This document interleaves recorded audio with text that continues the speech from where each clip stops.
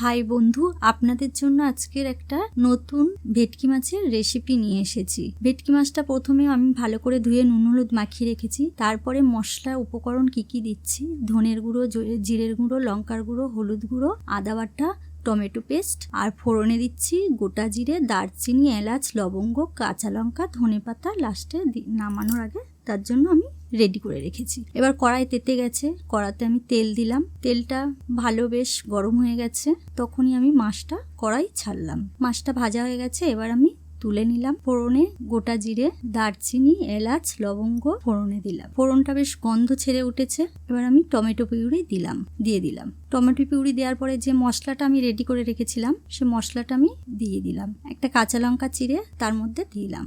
স্বাদ আনার জন্য লবণ দিলাম। মশলা থেকে তেল ছেড়ে এসছে, এবারে জল দেব। ঝোল ফুটে উঠেছে, ভাজা মাছটা দিয়ে দিলাম ঝোলের মধ্যে। ভেটকি মাছের ঝোল আমার কমপ্লিট।